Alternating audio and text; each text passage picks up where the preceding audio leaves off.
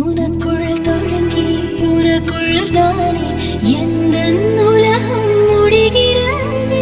உன்முகம் பார்த்து ரசித்திடத்தானே எந்த நாட்கள் விடுகிறதே.